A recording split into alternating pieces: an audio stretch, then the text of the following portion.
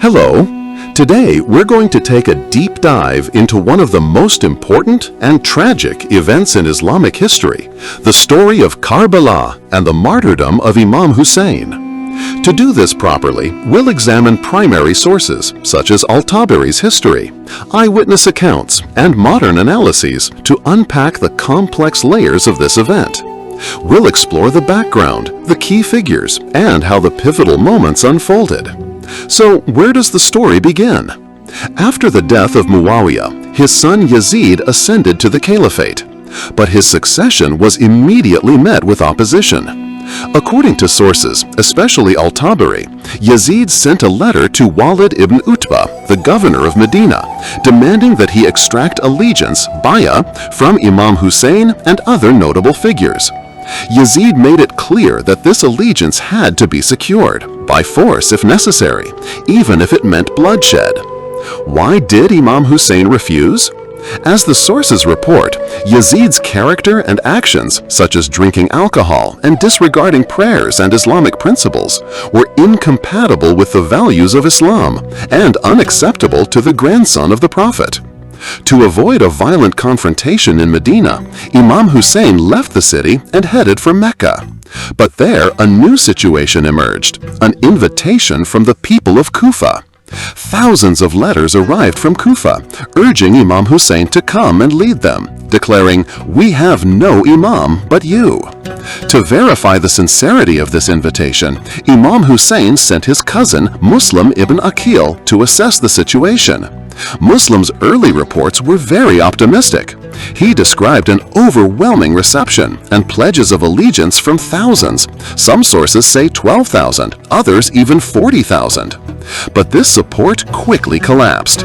Yazid appointed Ubaydullah ibn Ziyad, known for his brutality, as the new governor of Kufa. Ibn Ziyad used threats, fear tactics, and bribes to tribal leaders to rapidly turn public sentiment. Soon, Muslim was abandoned. He was captured and executed in a gruesome manner, his head thrown from the top of the palace and sent to Yazid.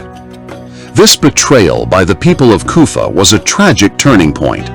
Unaware of Muslim's fate, Imam Hussein had already left Mecca with his family and about 82 companions heading toward Kufa. Along the way, he received the devastating news of Muslim's martyrdom. He gathered his companions, informed them of the grim situation, and gave them the freedom to leave. But his loyal followers, around 72 fighters, chose to stay and fight alongside him to the end. Not long after, the caravan encountered the first Kufan force led by Hur ibn Yazid al-Riyahi. Har blocked their path.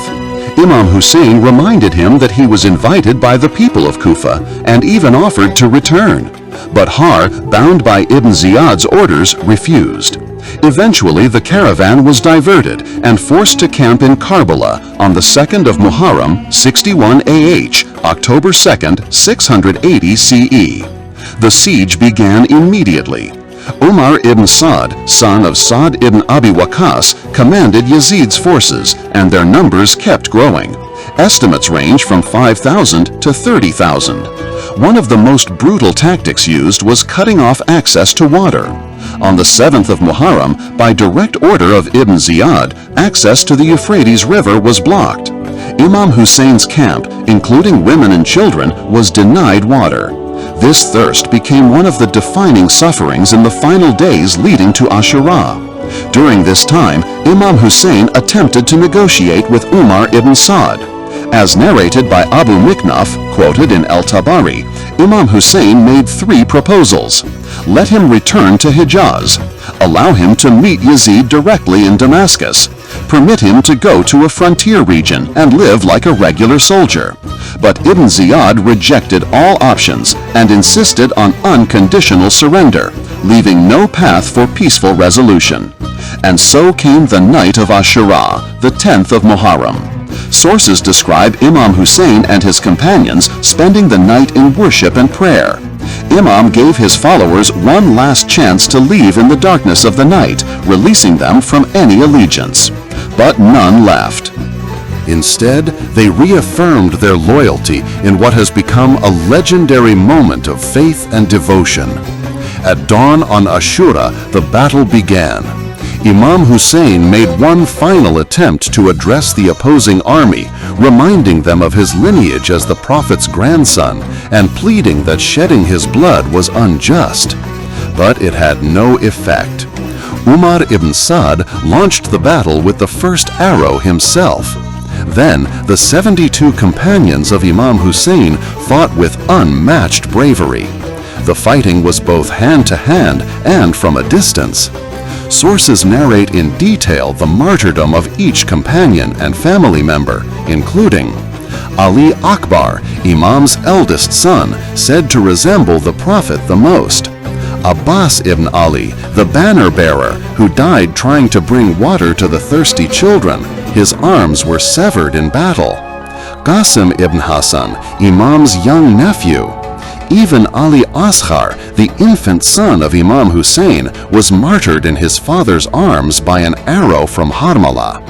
Eventually, Imam Hussein stood alone. After a brutal battle and suffering numerous wounds, some sources say between 33 and 120 strikes from swords and spears, he fell from his horse. He was ultimately killed. Accounts vary, but Shimar ibn Dil-Jawshan and Sinan ibn Anas are most frequently named as the ones responsible. This occurred on Friday, the 10th of Muharram, 61 AH. But the tragedy did not end there. The soldiers looted and burned the tents, trampled the bodies of the martyrs with their horses, and committed further atrocities. They placed the severed heads of Imam Hussein and his followers on spears and paraded them alongside the surviving women and children, now prisoners, first to Kufa to Ibn Ziyad and then to Damascus to Yazid. Among the captives were Zainab, the sister of Imam Hussein, and Imam Zain al-Abidin, his son, who was ill and did not participate in the fighting. Sources describe the humiliation they suffered during the journey, especially in the marketplace of Damascus. There are reports that both Ibn Ziyad and Yazid disrespected Imam Hussein's severed head by striking it with sticks, which prompted protests from some companions of the Prophet, such as Abu Barza al-Aslami. To sum up, these narratives paint a clear picture of a confrontation between two forces, one standing firm on principle and belief, the other representing raw power, tyranny, and oppression.